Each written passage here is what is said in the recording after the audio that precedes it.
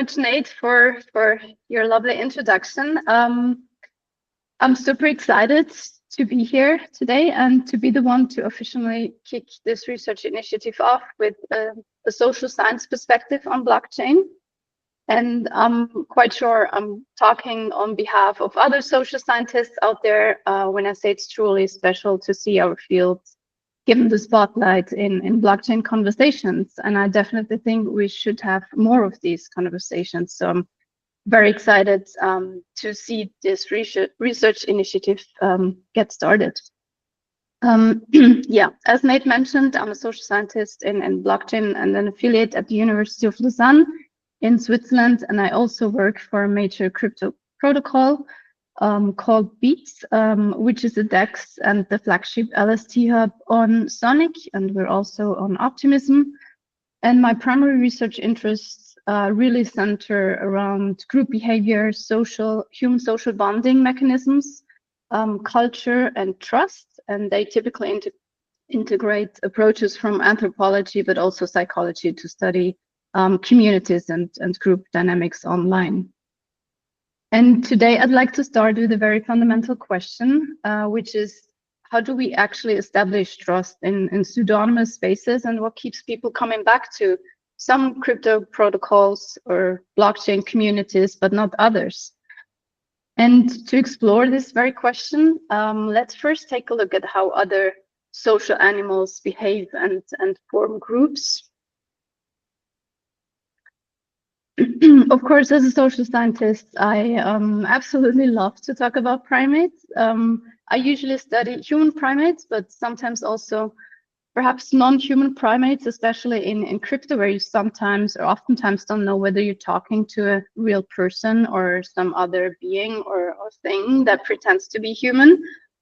And I think that's interesting and important because typically when talking about blockchain, social aspects are so often neglected.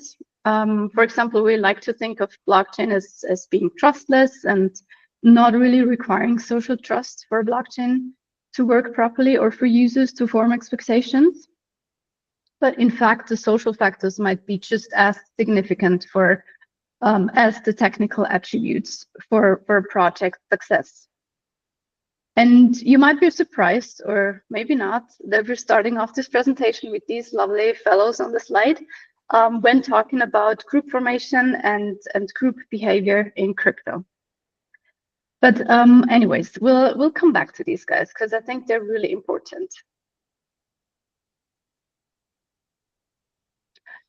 So we humans are exceptionally social beings, right? Some other primates are also quite social, but we humans are really, really very much so. And this is what some scientists call hypersociality, which is the tendency of people for regular everyday cooperation, which can entail a cost to the cooperator, often for the benefit of others or of society, without expectation of payoff. And it's really this hypersociality that enables humans to build very complex networks of relationships, both within but also between groups by accepting non-kin as potential collaborators. And often, of course, for the purpose of reproduction, but also risk reduction. But it's really humans' hypersociality that enables them to form and maintain highly cohesive groups that function at much, much larger scale than individuals alone. And when you think of things like houses or building bridges, we certainly don't build things like houses or bridges or even blockchain just by ourselves, because a human doesn't go very far alone in a savanna. So living in large social groups brings lots of advantages, but it also requires some compromises. And one big challenge for any social animal, perhaps one of the biggest challenge, is the free rider problem. A group may be stronger than the sum of its parts, but only if all members of the group contribute.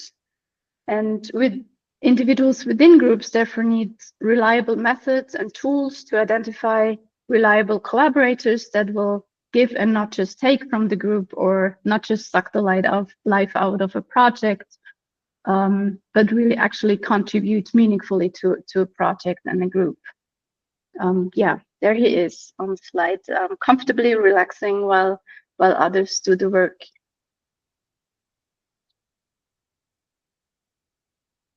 Which brings us back to my, I guess, favorite animal. We'll talk about blockchain eventually. We'll get there, I promise. But one of the perhaps simplest tools that serves as a very effective bonding mechanism, and which is also shared with other primates, as you can see, is social grooming. The slow touch involved in grooming activates the nervous system, which feels good for the individual receiving the grooming.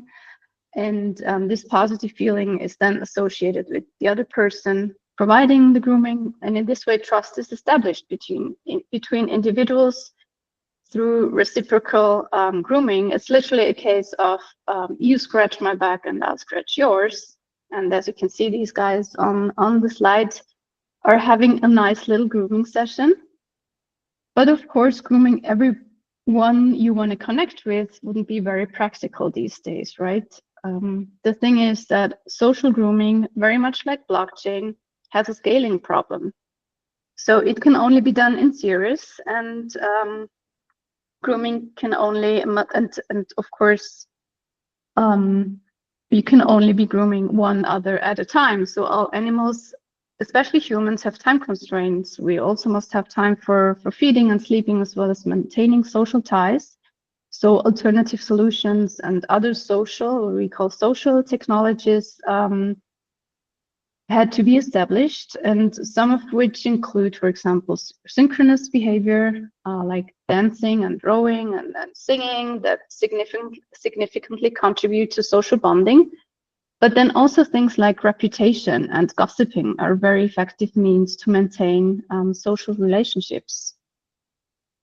And although one cannot personally interact with everyone within large groups, like, for example, blockchain communities, through synchronized actions or things like gossiping and rituals and shared narratives, one feels as though one is connected to all others within the community. So these social technologies are really effective means to establish social bonds. But then, of course, at the same time, in large, what we call imagined communities, very abstract communities like blockchain, but also like nation states, we're facing additional challenges, such as not knowing who you're actually interacting with in crypto, in the crypto space or blockchain space. And you could also be interacting with a bot or something else, as illustrated by this famous quote published in the New Yorker in 1993, saying, "On the internet, nobody knows you're a dog." So in a disembodied digital space, social bonds are much more difficult to establish. And I think especially in pseudonymous financial spaces, which are representative for our current times, that some scholars describe as the golden age of scams, in a space where the mantra seems to be, if you don't scam, you're the scam. Knowing who your true friends are is much more difficult. And scams are definitely redefining the way we interact with each other, asking for even more reliable mechanisms and heuristics to identify whether you can trust somebody or not. This is exactly where our research comes in. So we wanted to know how we develop trust in digital pseudonymous spaces and what keeps us coming back to certain communities, but perhaps not others. And then also what community-specific factors might have or may have an impact on users' bonding processes.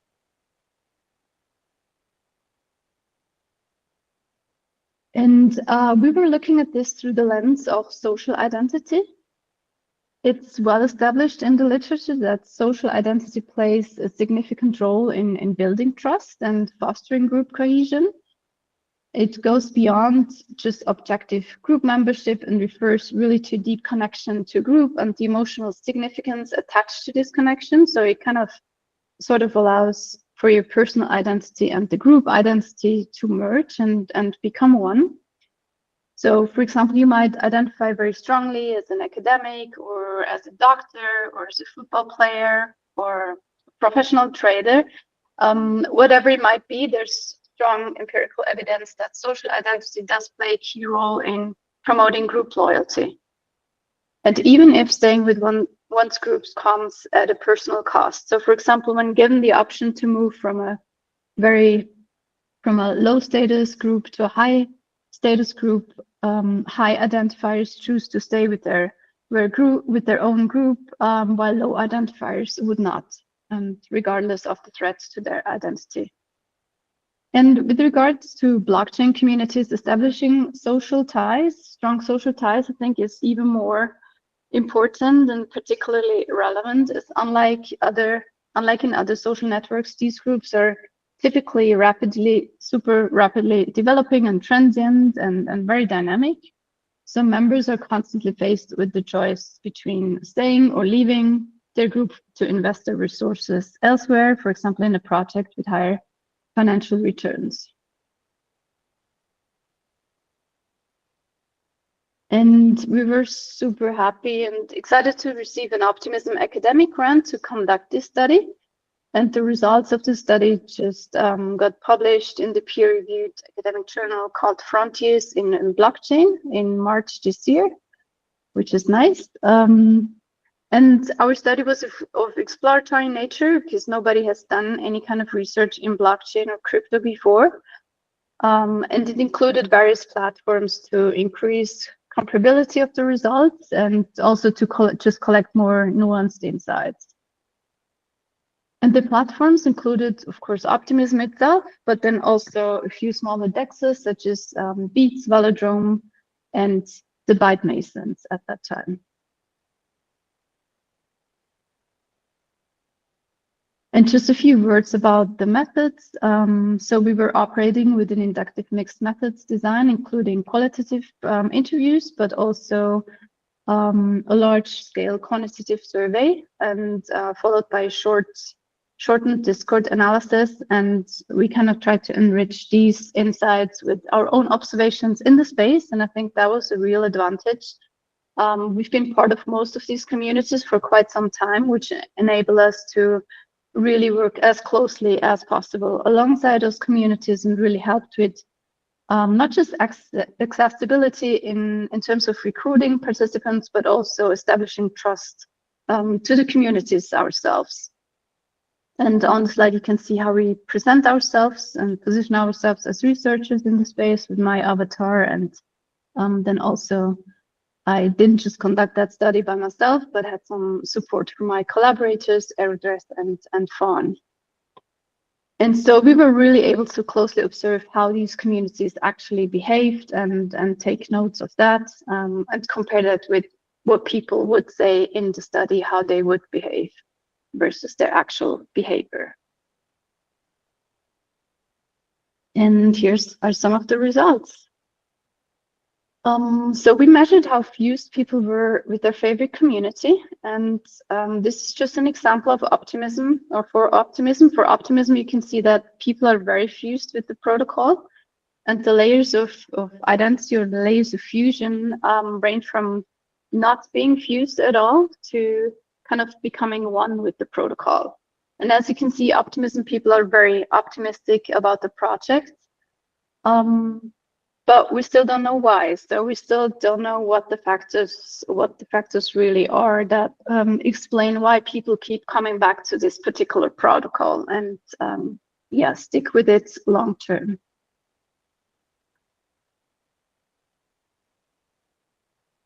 And these are the results across all protocols. So this is not just particular to optimism, but really across all protocols. So we found 3 factors that really seem to matter a lot and really explain people's bond with the protocol and community itself.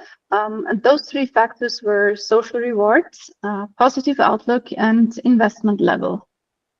As for social rewards, that consisted of personal agency, or kind of includes personal agency and meaningful relationships. So personal agency was captured through items such as, for example, my presence matters to the community, or my actions have consequences for the community. Whereas meaningful relationships was captured through items such as I've made meaningful friendships, I have fun in the community, and also I would hang out with these people even if I didn't make any profit. And then for the positive outlook, that was measured in terms of through items such as I think this community will still exist in 2 years, and I've considered leaving this project, or this project is just a scam. These were, of course, reverse coded items. And then lastly, investment level was captured in the form of people's own assessment of how heavily invested they were in the project or in the protocol. And all of these factors significantly impacted people's bond with a protocol. And just on a side note, interestingly, financial rewards was not significant in our study. So we also asked people how important it is to receive financial rewards, and that was measured through items such as, for example, I'm just here for the money, and that was not significant in the study. And then, of course, we wanted to know how much these factors really predict people's fusion with the protocol. We did that using a multiple linear regression analysis, and interestingly, social reward seems to most strongly predict people's loyalty to protocol. It indicates that finding like-minded people in a community and the extent to which individuals perceive their personal actions integrated and reflected in the community really drives people's fusion with the protocol. And overall, I think this is a really interesting finding because despite blockchain's goal of replacing social structures, or at least some social structures, some of the social structures with machine code, this study confirms the crucial role of social mechanisms in building communities, which are essential for sustaining a crypto project. And I guess to social scientists, this might actually not be that surprising, because to ensure a project's continued existence, strong communities of trust and confidence in the project are needed, especially when trying to establish an entirely new monetary system like crypto. So without the community, I guess the project wouldn't exist. And that was really reflected in the study's results. This sounds all nice and good, but of course we also found something else. So interestingly, for several mechanisms, there seems to be a balance to strike in terms of whether something might be too much or a little bit too little, which we label the Goldilocks zone of crypto communities. These factors include community size, organizational structure, and communication features. So, for example, there's a balance to strike in terms of group size and authentic community feeling. While users were very supportive of growth, and of course they want the protocol to grow, they typically don't necessarily want more people in the community, which I think is quite interesting. So, for example, they cautioned against scaling communities too quickly or too aggressively, and feared that growth could weaken group atmosphere or authentic community feelings and social cohesion. And then organizational structure concerns how decision-making processes are organized on a spectrum between decentralization and centralization. And participants, for example, repeatedly mentioned how important it is to have a say in decision-making processes of their favorite platform. But then at the same time, they also expect centralization, or some certain aspects of centralization, such as having, for example, recognizable lead developers or recognizable and visible group leaders who take the lead in developing and governing a project. So finally, there's a balance to strike also in terms of communication features, which is what kind of content is being pushed in a community, but then also the language and tone, how people talk to each other, and what people talk about seems to be very important. And the results showed that users expect a good balance between serious building and what they would call tech talk versus casual chit-chatter and having a shared sense of humor. So people repeatedly mentioned that talking the same language is really important, especially for those who might not be that well connected in real life. And if any of these factors are not in balance, they seem to weaken group cohesion and social cohesion within the community. And we found this quite interesting because it really ties in with Dunbar's research about optimal group sizes.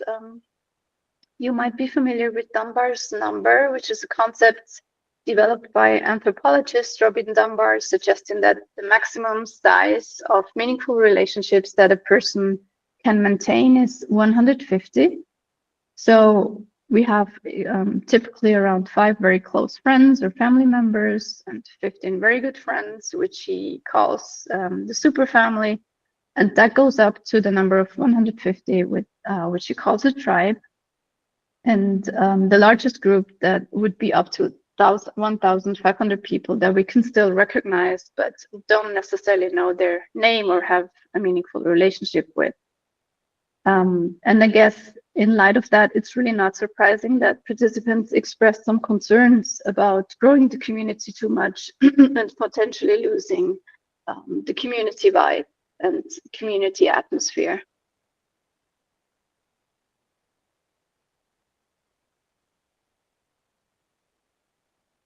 And this brings us back to the apes.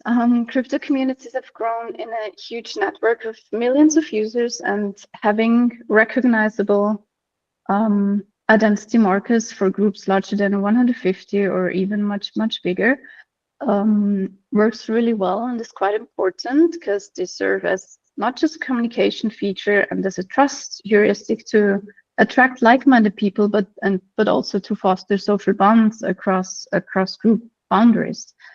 And I think the Bored Apes might be a pretty good example of identity formation and generally crypto as a social phenomenon, because they not only enable us to mentally explore different versions of identity, but also to bond with others on a similar level. And I guess, although there might be something creepy in the image, because who would really want to look like a Bored Ape, right? The image in some sense provides comfort of knowing that this is not really me and this is really just an experimentation, while it still offers a social signal for group identity and belongingness. And so in blockchain, identity does seem an important role for community building and for finding like-minded people, and for answering the question of how we build trust in and what projects we're attracted to. Which brings us to the end of this presentation. That was a lot of information, and I hope you found it interesting, and I'm very happy to answer questions if you have any. Yeah, thank you so much. And if anybody does have questions, please do raise your hand and I can call on you. I do have a couple of questions of my own, if you don't mind. The first one is on behalf of other potential digital ethnographers. I know a couple people in the space who are very interested in performing their own kind of qualitative, quantitative research within their own communities. And I guess my first question is that when you're performing this type of research, you as being the researcher, I know that there's kind of this dynamic of you being an active participant, but also, not wanting to influence the actual research that is happening. Is there anything that you can provide any potential, digital ethnographers on how to approach this issue where you're, participating, but you also don't want to push too far into influencing the kind of dynamics of the group structure? This is a really good question, and I think it's a very relevant question whenever it comes to researching and studying not just controversial technologies, but being part of community and how much you want to represent that community to an outer world, and also then of course conducting research with or about this community you of course also don't want to influence your own results of that research. I usually really try to detach myself from the community as a researcher. So it's kind of, for me personally, to like wearing different hats. The one as being part of the community, where I sometimes engage with people in different spaces, whether on X or on platforms like Discords, etc. But then also being the person who studies the community without wanting to be too much biased in that sense.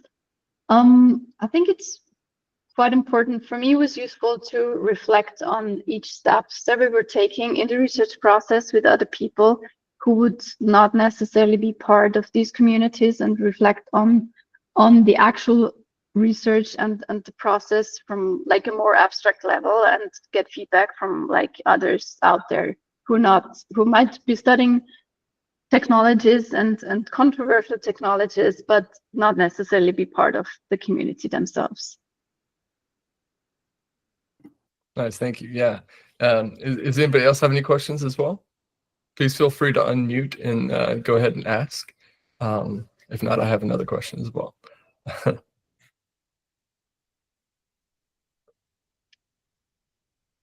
All right. So my second question is about mobility in blockchain systems. I think one of the unique things that I've witnessed is that, you know, in traditional spaces, you're kind of almost stuck with your family, your tribe, your clan. You have those same people that are interacting with your day-to-day life because you have this proximity to them. And in blockchain communities, you have this kind of, you know, superpower of mobility, where you can just say, I'm leaving this community at any point in time, and I can break those social cohesion, social bonds as I go about it.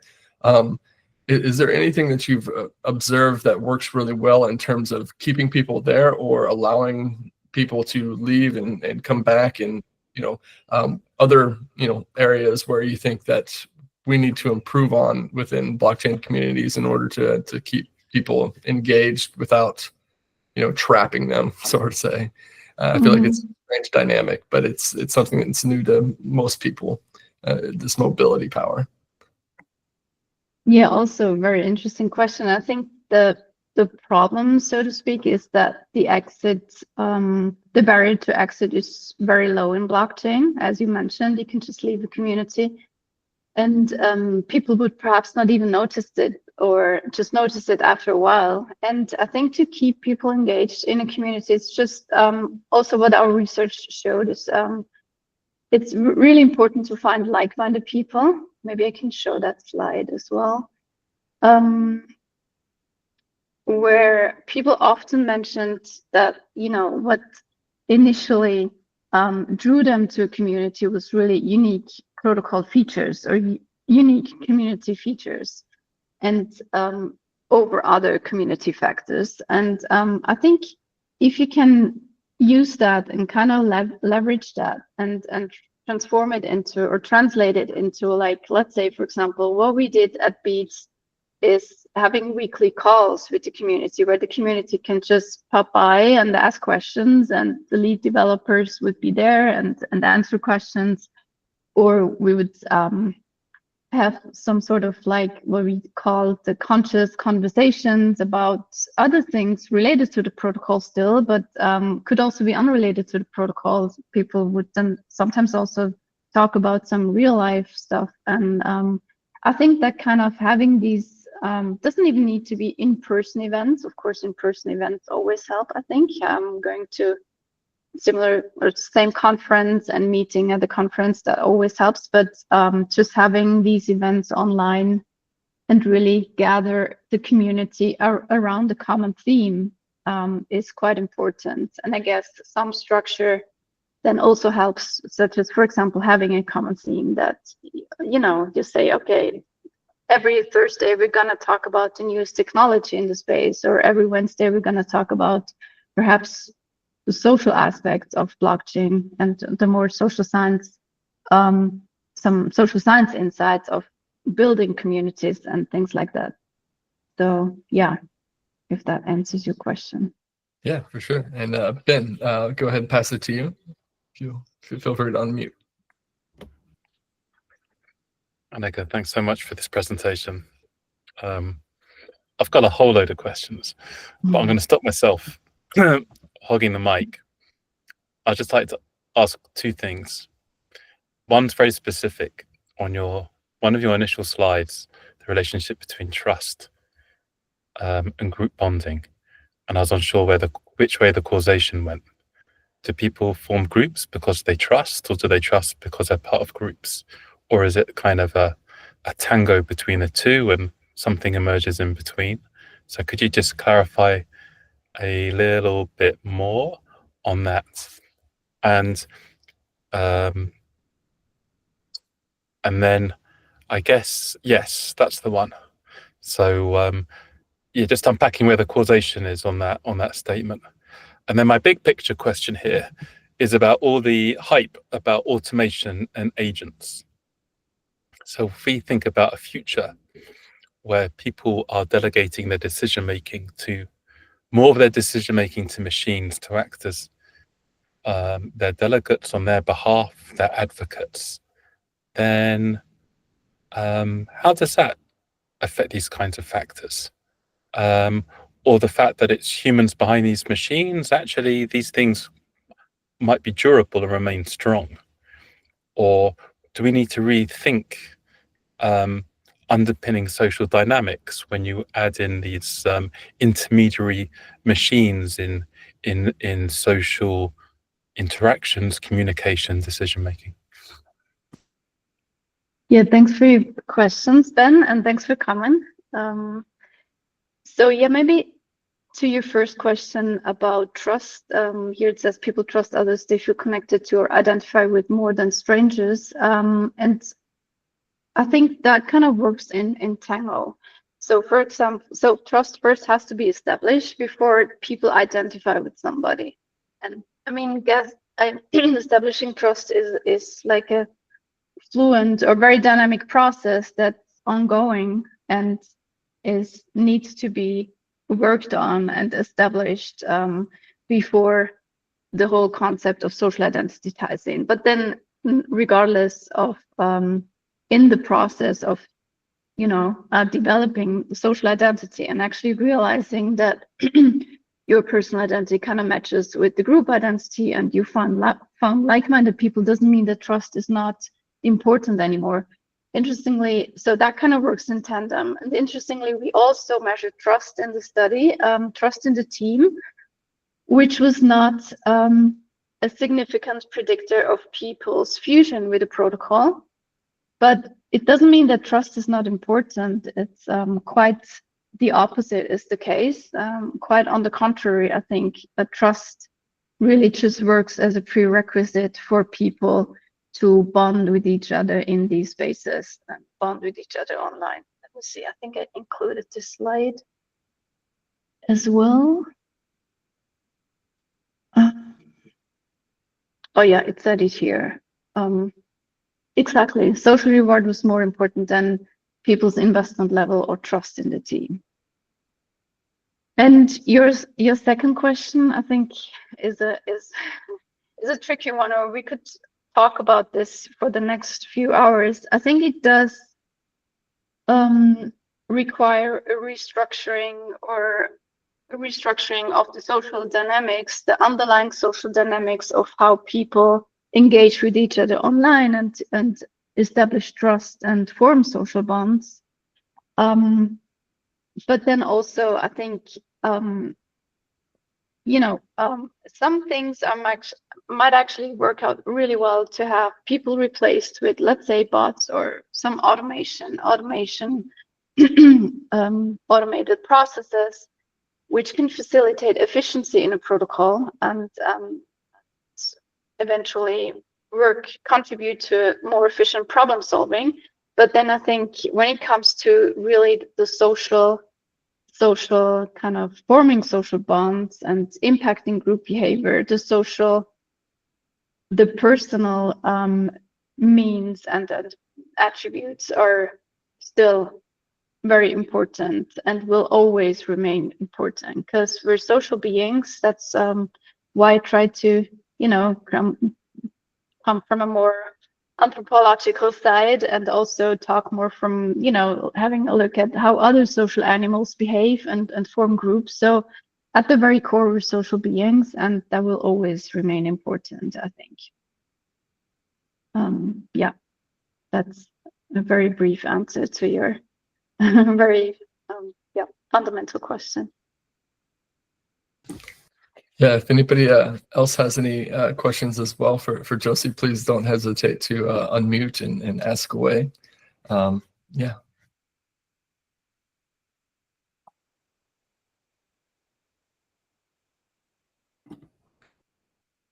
All right, I got one last question for you.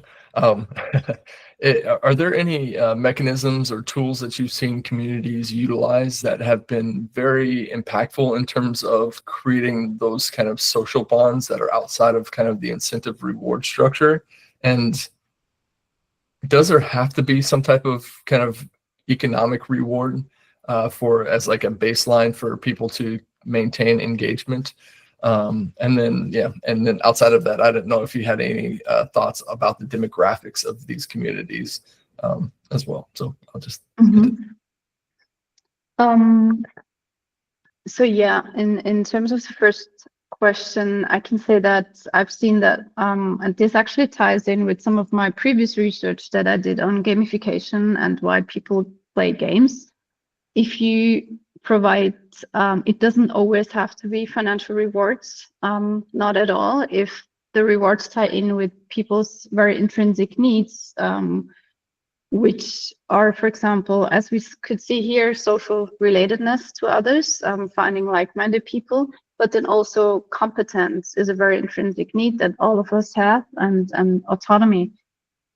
So if you feel like you're behaving or you're able to behave autonomously, that's very important. And if you kind of manage to engage people through those means, and through satisfying those very intrinsic needs, and provide them with rewards that tie into those needs, that can be very effective and very, very meaningful as well. So for example, what we did at Beets was, at some point we had an initiative called the Unbeatables, where people could contribute content and, for example, take part in quizzes and games and things like that. And then as a reward, for example, you would provide them with a spotlight and introduce this very member of the community and introduce them to the community and tell them a little bit more about themselves, or just provide them with some sort of social recognition. And yeah, so it doesn't have to be financial. It can, even if, I think it's even more meaningful if it's really tying into people's intrinsic motivational needs. So, and financial rewards are usually not really, usually external motivators or means to keep people engaged. So they can work really well short term, but in the long run, people might get, it's just not meaningful engagement. And to your second question, which I think, oh yeah, the demographic, I have a slide on that. Here you can see the demographics of our sample, which was, the average age was between 30 and 40 years old, 31 and 40 years old. Of course, 91% were male participants. And the user types were about 70% were regular users, 15% team members, 8% moderators, and some lead developers. And usually the professional background would be, mostly IT or computer sciences. And just from looking at other studies and having spent quite some time in the space and in various calls and conversations, I think that's pretty much representative probably for the demographic of blockchain crypto communities in general.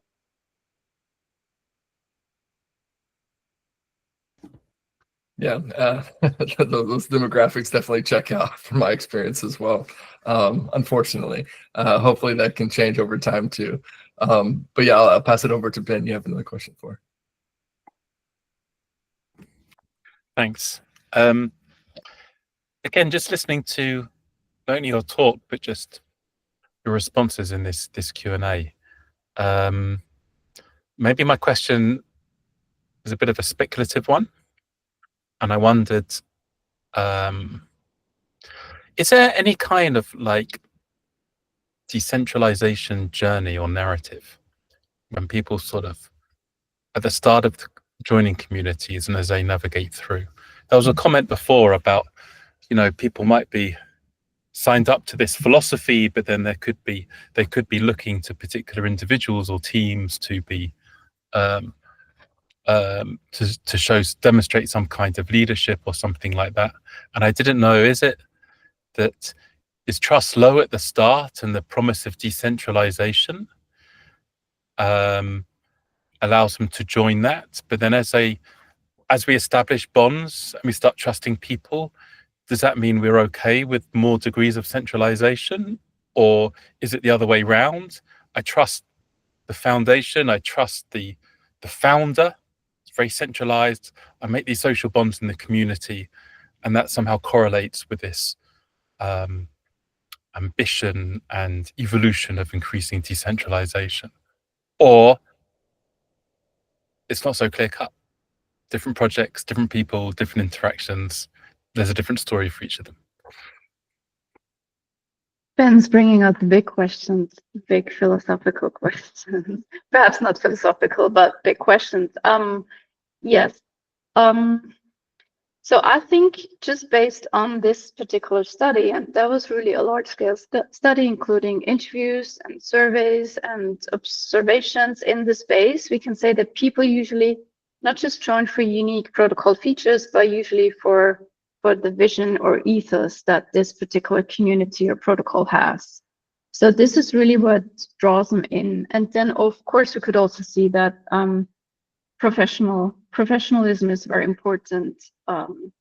If you see that a team is acting professionally and the community is also the way people talk to each other, and the question of whether community is educational or protocol, and the content that is being pushed or not pushed, but shared in the community, that's really important.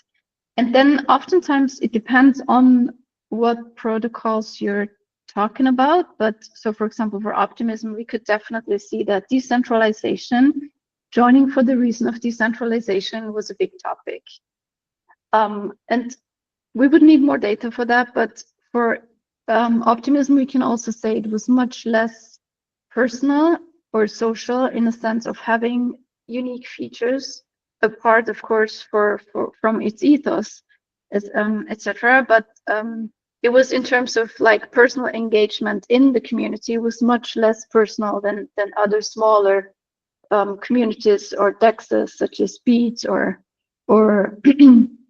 Oath, the Bite Masons or Velodrome, which was interesting. And people were talking, for example, a lot about the structure and how big and messy it is and confusing to find stuff in Discord and to find educational material. So I guess, and then the trust question comes in when with what we can see here, professionalism overhyped. So that fostered a lot of trust for people to, as the very reason to be joining a protocol in the first place. So I guess these things like finding, having a common sense of, or having a shared ethos, finding like-minded people, and seeing that the team and the community itself is really acting on a professional level. So that kind of fostered trust to be engaging with the community at all. But then when it comes to really bond with people, things like having a shared sense of humor seemed to be much more important, and really having also personal discussions still related to blockchain or the protocol seemed very important. And I guess once, you're part of a community and you've overcome the first hurdle of joining a community and trusting the team, then I think, some aspects of centralization seem to be more accepted by people. Actually, not just more accepted, they're even expected by people. So for example, especially for the smaller DEXs, we could definitely see that they certainly do expect some aspects of centralization in the community, but then again, emphasize how important it is to still be able to raise your voice and have a say in decision-making processes. So I think, and once talking about social bonding and engaging in communities, I think it's really it's a delicate balance of kind of juggling these aspects of structural questions, decentralization versus centralization, then the social factors and trust. So yeah, that's really, I think, an ongoing process, even when you're part of the community yourself, because as mentioned before, the barrier to exit is super low, and you could easily just leave the community. Yeah, so I guess, but it's even more challenging to keep people engaged especially on a long term, on a high level.